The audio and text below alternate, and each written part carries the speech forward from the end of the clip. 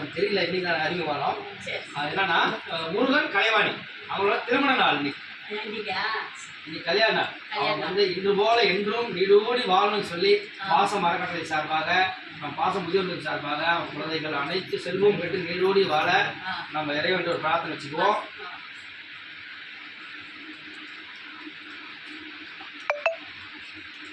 நோய் நொடி இல்லாமல் குடும்பம் அனைத்தும் நல்லா வாழணும். இன்னும் மேலும் மேலும் மக்களுக்கு இந்த மாதிரி சேவை செஞ்சு நல்லா மேலும் வரணும்னு சொல்லி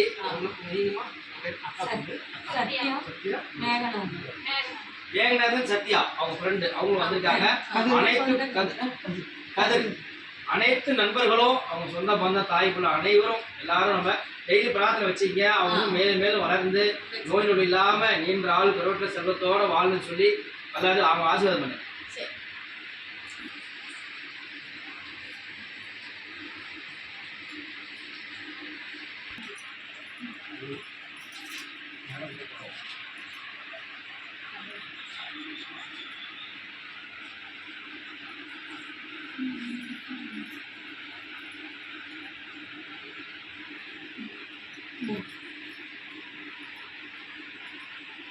முருகன் கலைவாணி அவர்களுக்கு இனிய திருமண நாள்.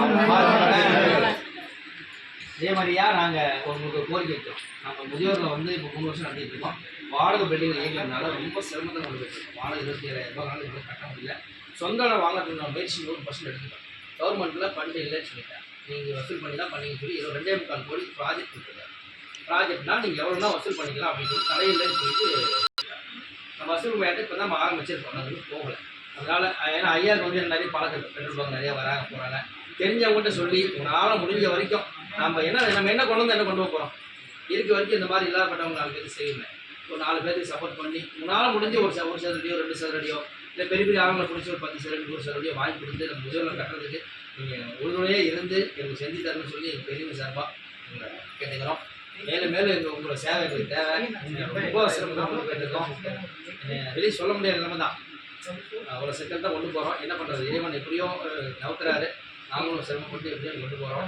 அதனால் ரொம்ப பெருமையாக இருக்குது. உண்மையாலுமே எனக்கு நண்பராக போயிட்டார். இன்னொன்று நான் என்னோட தப்பு தான். நான் வந்து இவங்களெல்லாம் கான்டெக்ட் பண்ணியிருக்கோம்.